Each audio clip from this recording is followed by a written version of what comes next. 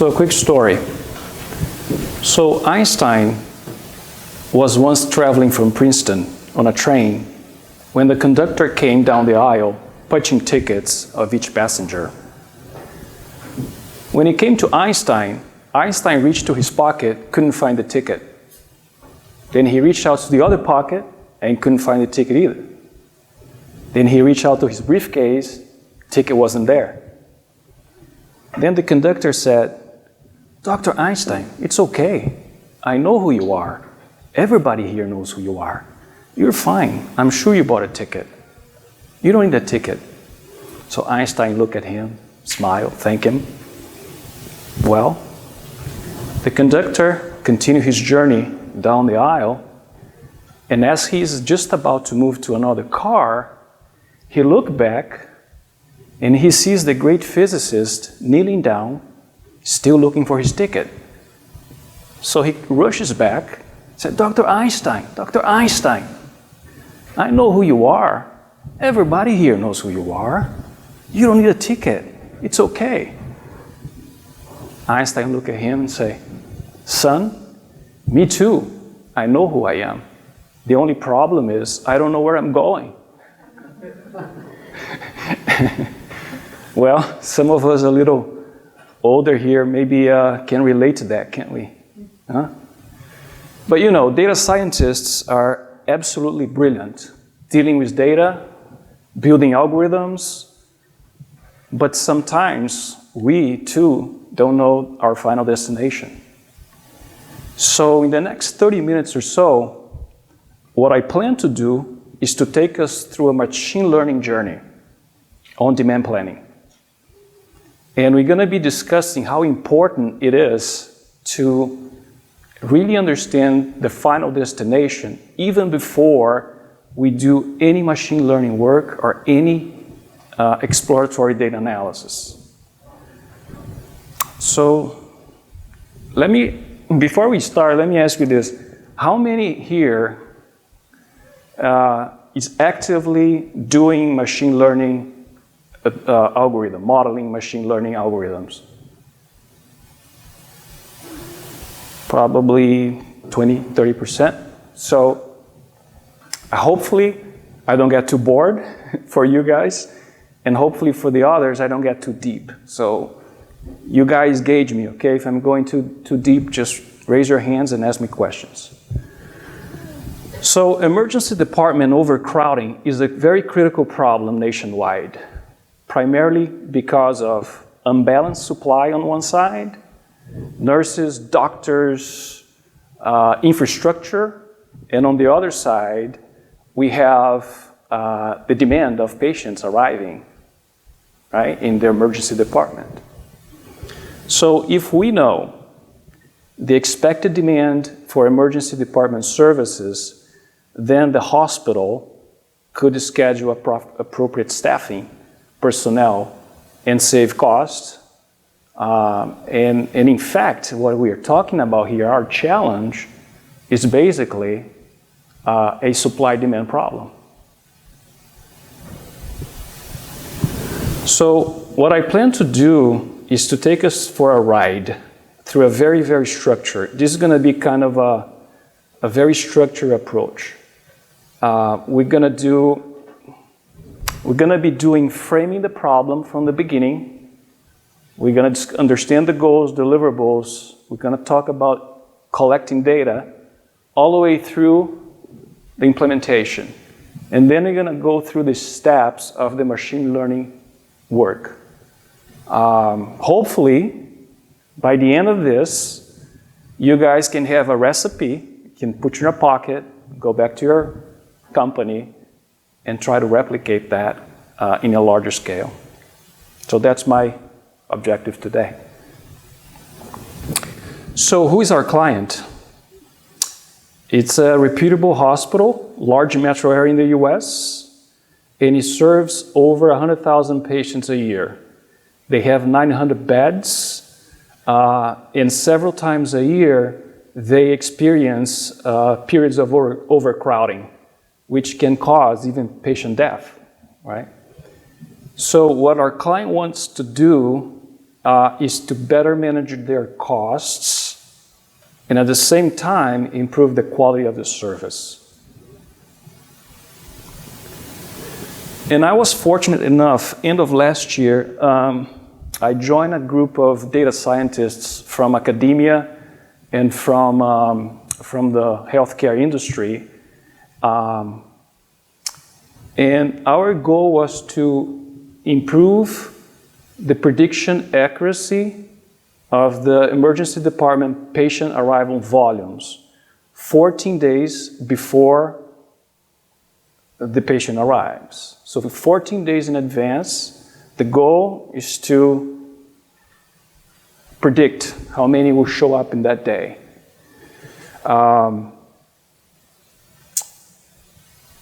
There's a second goal, which is also to integrate the predictions into the hospital decision-making process. So 2 goals.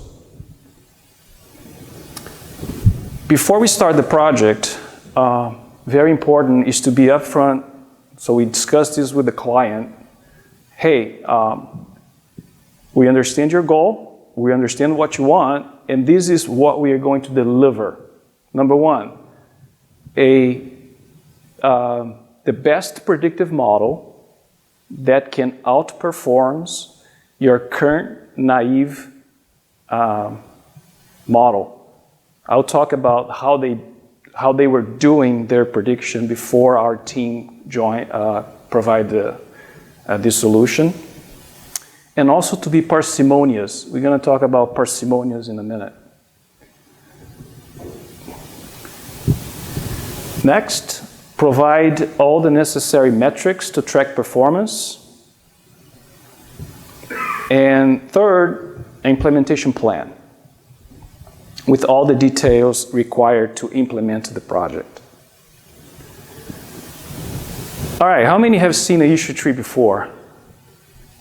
All right, so this is probably one of the most neglected steps in the machine learning work.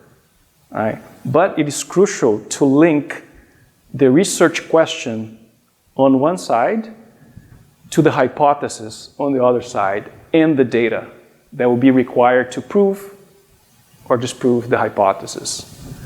So our project today, for today's presentation, I'm going to focus on the blue part here. I know it's kind of hard to read. I'm just going to touch for some points here. So our goal here as the research question is to define the patient arrival volumes. So we have time-bound variables or hypotheses and not time-bound hypotheses. So on time-bound, we have monthly pattern, month of the year, week of the month, day of the week, holidays, lunar pattern, climate weather, air quality. So we believe before we even start doing the EDA, even before we start doing any type of work, that these are important, right? Of course, we didn't come up with our minds. We interview people in the hospital. What are the things that you believe that are important, right? So with our expertise in hospital staffing, we came up with this type of approach. But now notice there is an overall research question, which is the inefficient resource allocation in overcrowded ED. That's probably the ultimate goal for the hospital. This is the demand increase. It's one of the hypotheses. The other one is the inefficient emergency department supply allocation, which could be due to insufficient staffing, which could be due to insufficient personnel, which could be due to insufficient facilities, lack of beds, insufficient size.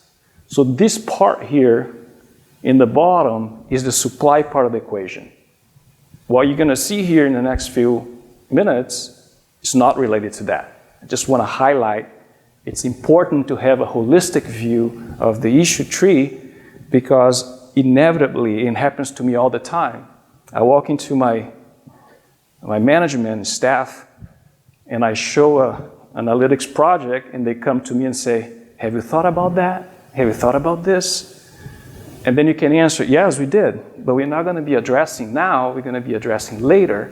For example, here, on the demand side, it could be the patient population increase may be a cause of the increase in demand and could be due to catastrophic event, for example.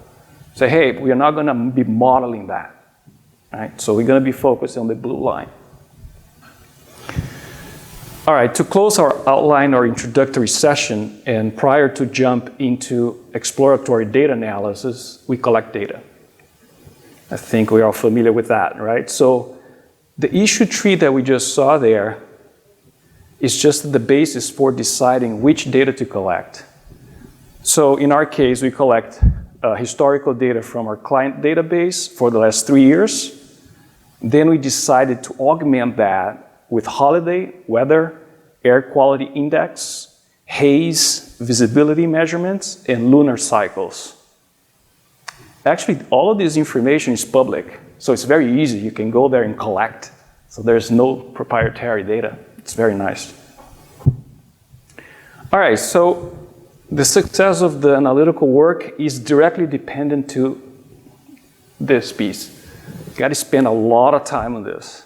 Right? This is number one priority. Don't go to modeling before you understand the data. And before you collect the data, go to the issue tree. Don't forget that. Issue tree is important. Second step, collect the data. So the historical patient arrival time series, we collect that to get familiar with the arrival patterns.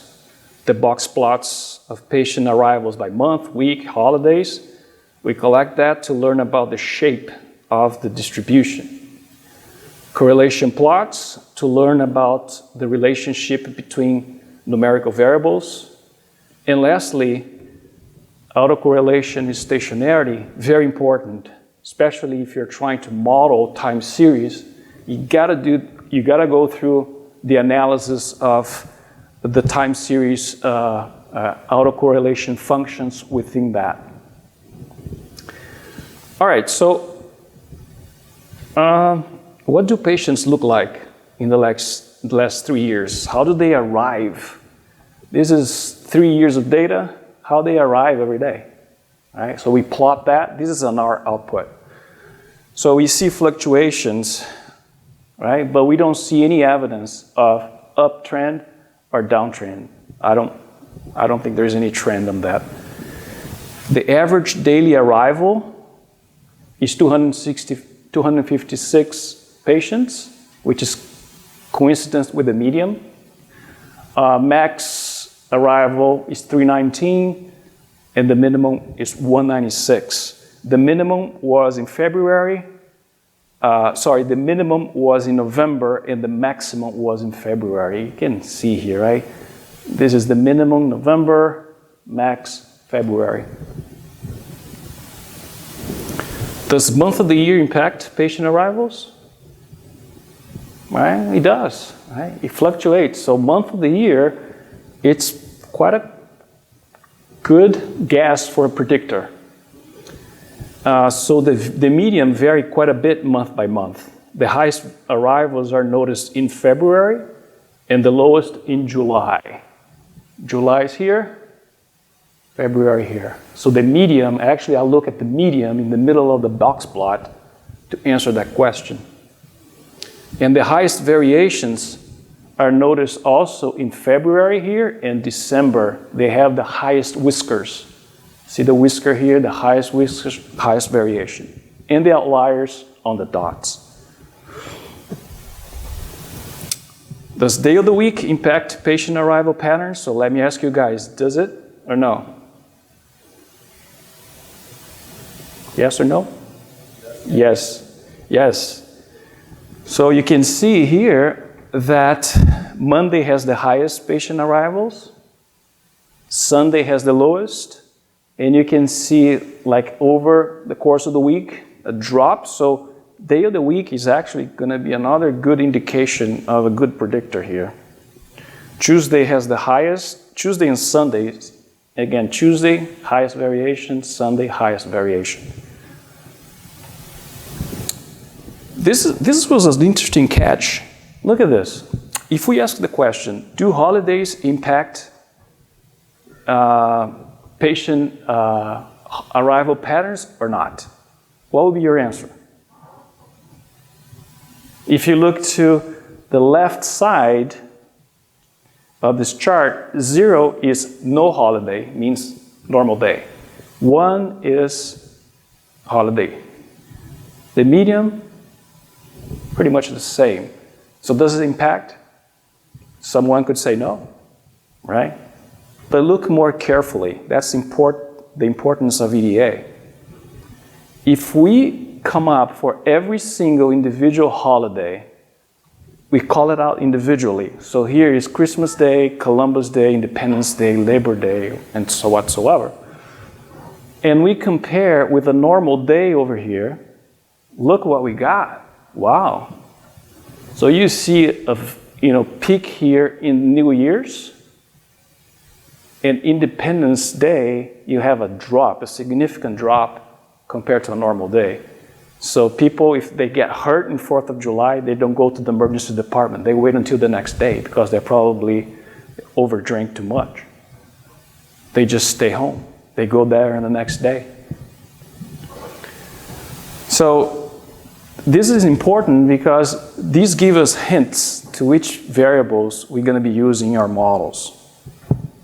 In general, the association of the numeric variables and patient arrivals are negative. I know you can't see, it's too small here, but these are negative correlation values. This is the arrival, patient arrivals, temperature, lunar cycle, lunar phase, and air quality index. These are all negative. So what that means is that as patient arrivals increase, as temperature, lunar distance, lunar phase, and air quality index drop, patient arrivals increase. And this is the last EDA I want to show you tonight.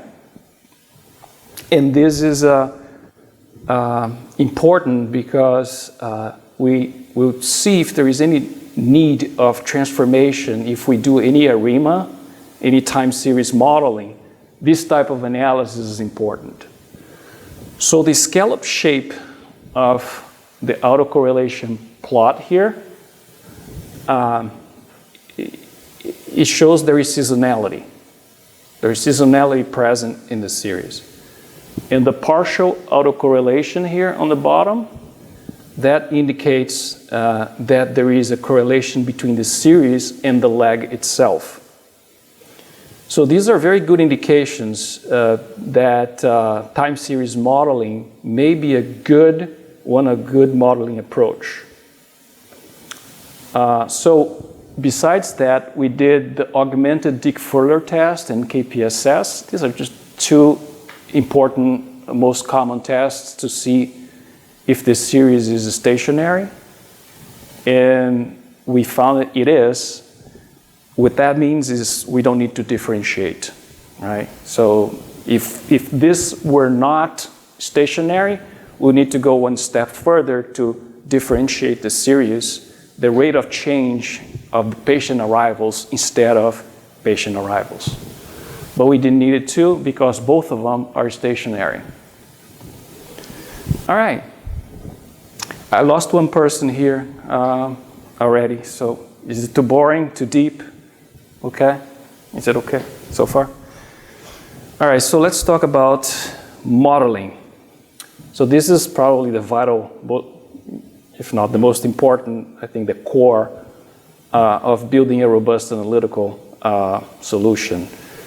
So we're going to start describing the statistical methods we used, then how to estimate the error by using cross-validation, and then last, in this session, we'll be deciding how to evaluate the models. So this is what the hospital used to do. The first modeling method is this naive method, they call it, right? So for example, in day 1, actuals, they use that information to forecast day 15. Again, this is a very large hospital in the US. No whatsoever analytical, data science, nothing. Get the naive, 226 here, 226 16 days later. That's how they did. We're going to use this to benchmark all of other methods that we'll be creating. The first one we use is random forest. So we did two models, random forest. First with the time predictor variables only. So we excluded the climate and air quality. And the second random forest with all the predictor variables. So how does it work? Basically what you do, I think this picture here is kind of trying to show that, creates a diverse collection of random trees and forcing each split to consider only a subset of the overall tree. The final outcome is actually an average of all the trees on the ensemble. It's a very powerful, this is called boosting, it's one of the boosting methods. And you see later the results that this is competing for the leaderboard comparing to all the other models. So what I'm describing here is a series of models that we're going to be using and then compare them. Second one is gradient boosting machine. How many used gradient boosting machine before? Okay, 5%. So this came with the idea whether a weak learner can be modified to become better. So, so what it does is it optimizes. What it tries to do is to come up with a loss function, right? That you want to optimize, and then you get weak learners that you make prediction of, and then you add them together and you try to improve through the iterations the error, reduce the error. It's a very powerful method. I have been using that a lot on classification and prediction as well. Lasso. How many use lasso? Okay, 5%. So the name is fancy. It stands for least absolute shrinkage and selection operator. This is a regression. It's nothing more than a regression. But what it does, this is very cool. It shrinks the coefficient all down to 0 if possible. All right? And it serves to a purpose of regular selection, variable selection, and regularization, both at the same time. If you want to do regression, my suggestion, go to this guy. This picture here, this is the picture or the diagram that shows lasso. This shows ridge regression where the coefficients are not forced to 0. Here are forced to 0. Powerful. I encourage you to look into it when you do regression analysis. And lastly, everybody was waiting for the ARIMA, right, to come. How many do ARIMA? All right, more people, probably 10%. So ARIMA stands for Autoregressive Integrated Moving Average with Explanatory Data Analysis. So the AR part of it accounts for the growth decline of the data, is the autoregressive part. The I part, it accounts for the rate of change. In our case, remember, we didn't need to do differentiation because it was a stationary already. So the I will be most likely 0. MA is the moving average piece of it. And that will account for the noise between the consecutive time periods. And the X for external variables. All right. I finished the models. So now, how we train them. I think was raise your hands over there, the first session here. This is what I was referring to, is the time series cross-validation that we kind of research. It is an enhancement of the holdout test set, 70-30 split. All right, so what we need, taking one step back, right? What is important, you hold a piece of your data for testing. You don't use that for training whatsoever. And in blue here, you use all this piece here for training. So you start this in the first data point, and you use that for like a few months, and then you hold out 14 days. You do the same for the next period, and you keep doing all of that. You iterate and train in every single one of these training sets. Each one of these lines are a training set. Then you get the average of that, and then you come up with a minimum possible bias model. You try to, with this, you reduce the risk of overfitting. That's what I'm trying to say. This is very important. Cross-validation, independent if it is a time series cross-validation like that, or a 70-30 split cross-validation, this is probably one of the most important steps that you should be doing when you train a model in machine learning. And lastly, we have to have a selection criteria. We're going to compare models now, right? So we need to have a criteria. Which one is some of the prior sessions here? I think one of them were showing the criteria, the FA or the WFA, right? And this is what we chose, is the MAPE as well. MAPE is a kind of pretty good mean absolute percent error. And this is important because it's, see, you're dividing by Y here, and this is scale independent. That's why we chose that. It's important. So that's one. Number two, the best model, there are two criteria to choose the best model. One is the metric. Two, it is the model that accomplishes, is good enough and has the minimal number of predictors. We call it parsimonious. Right? And we will see in more detail what that means, but keep that in mind. There are two criteria to choose between the models. All right, so how the models perform. All right, so this is the plot, all the models that we talked about. So our test or validation period was between October 17 and October 18. 17, October 18. This is the test period. We use all the data before that to train the model. So in this chart, we see that the model and the mean absolute percent error of each of them. So as we can see, there are periods where all the models did not perform well.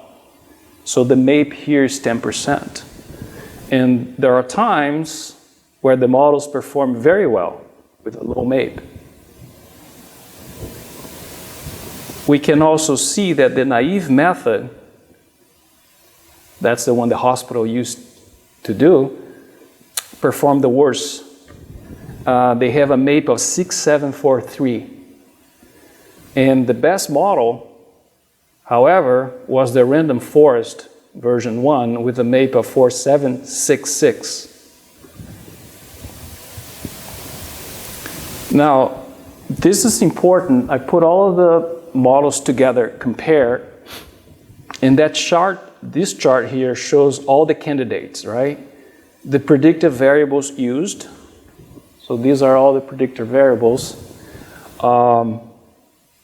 And their respective MAPEs on the bottom. So for example, the naive model had only one predictor, right?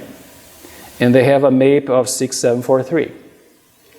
The random forest version 1 had 9 predictors, right?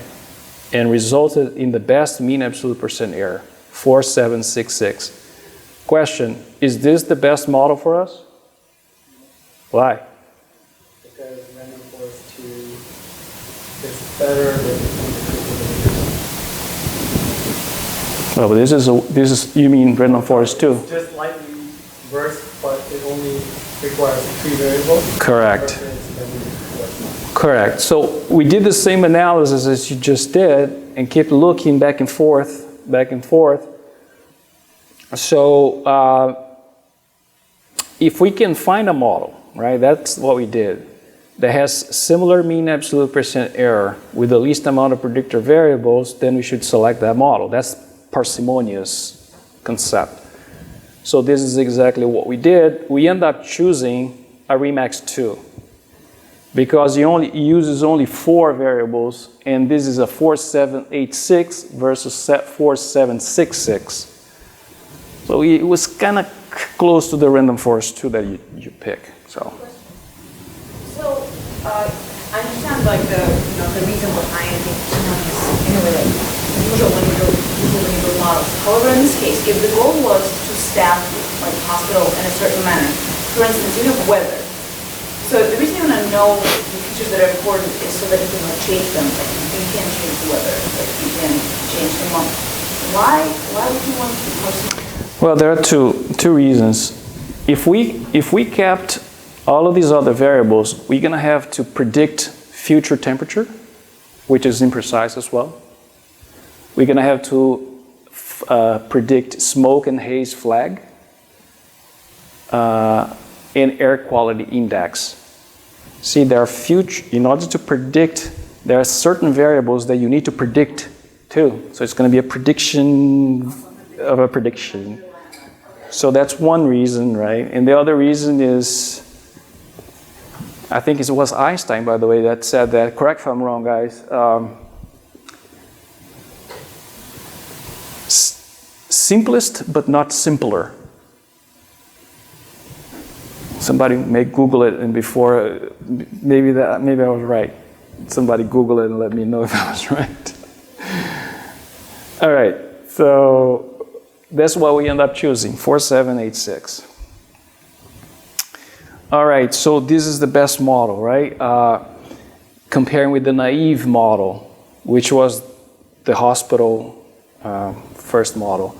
So the chart shows the MAPE between October 17 and October 18. In all periods, a Remax 2 MAPE is lower than the naive, which is good, exactly what you want.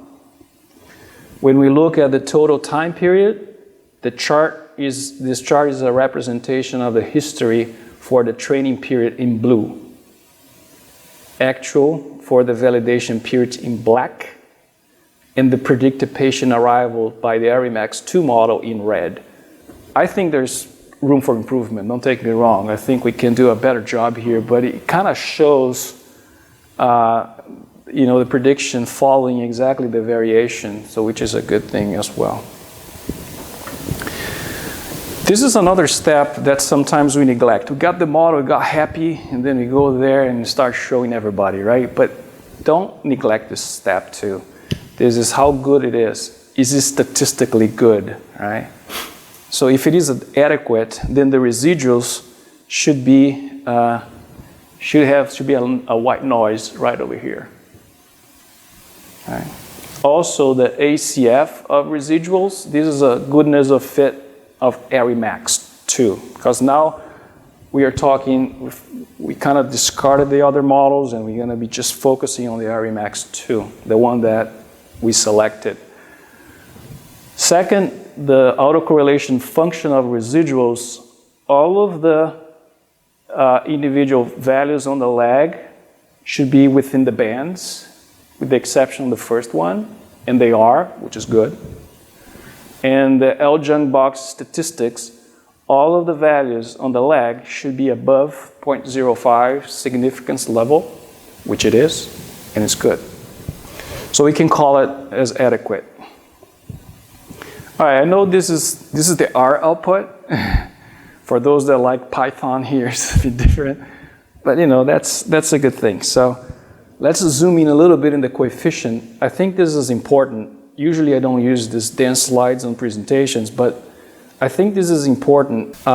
are the autoregressive coefficients. What that shows the series relationship with their own legs. The fourth coefficient is the moving average coefficient that indicates the linear combination of errors. One thing I forgot to mention, this is our Remax 2 is actually a 301.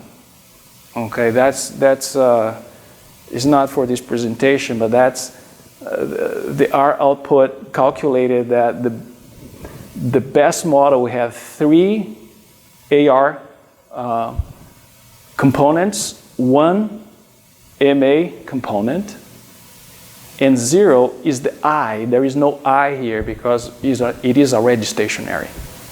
Okay, and that's why I mentioned it was 0. So the Y, continuing here, the Y-intercept is 260, which is basically indicates the series average. Next, we have additional regressors for seasonality.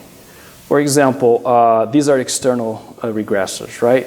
The month of February, for example, we see an increase of 4, almost 5 patients per day compared to the baseline, which is January. Where is January? It's not here because it's the baseline. The baseline never shows in the output. So 5 patients more in February than January. On Monday, there you go, on Monday, we see 14 patient increase when compared to Sunday, and so on.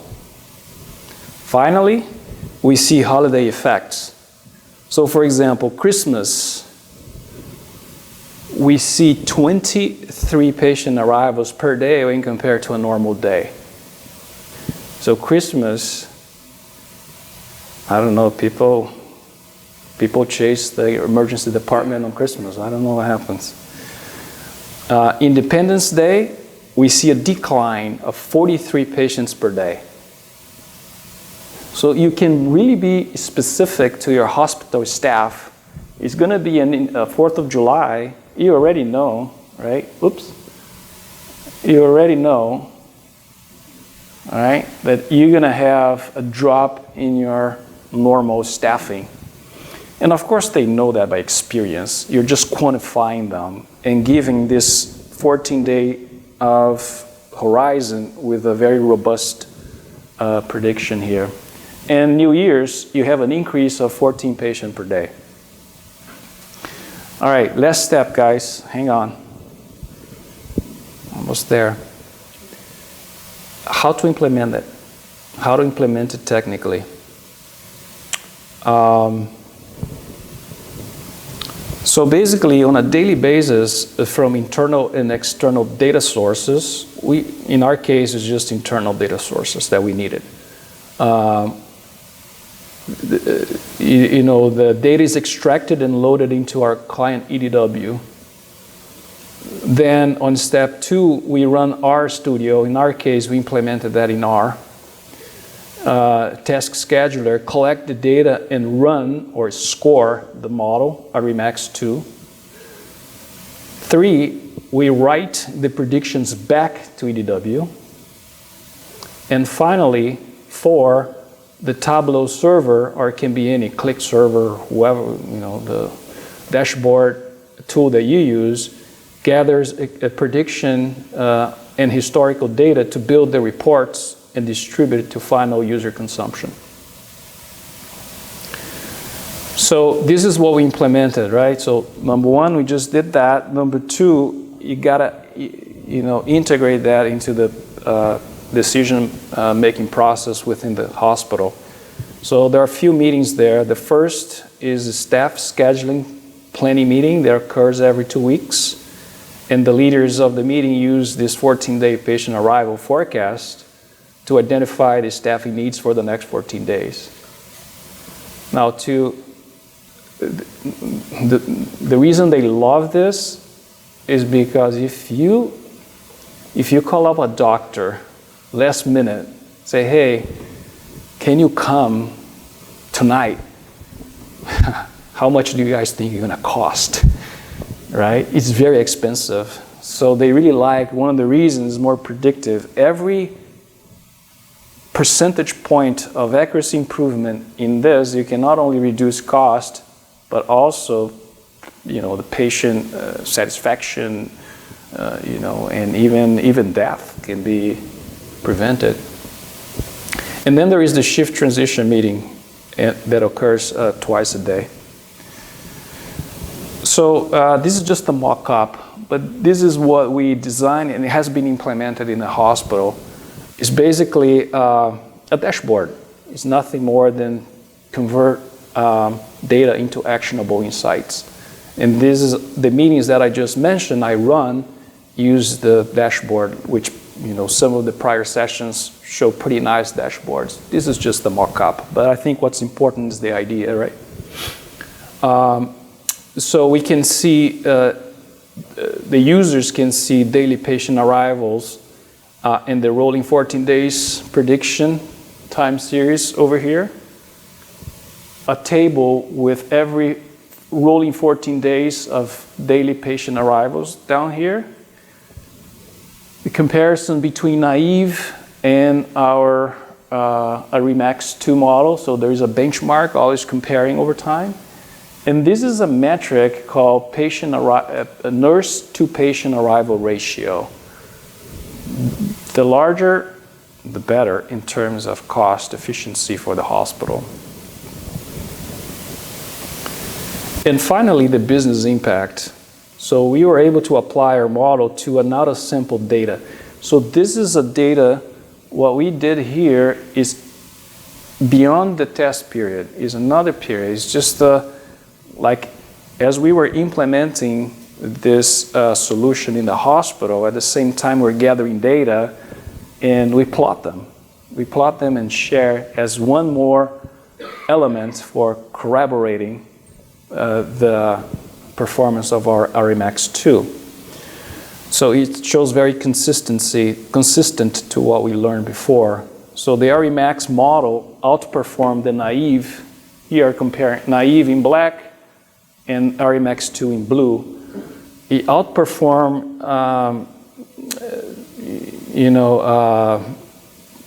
MAPE by 33% if you compute that. Also, it's a bit more stable, which is exactly what you want it to be.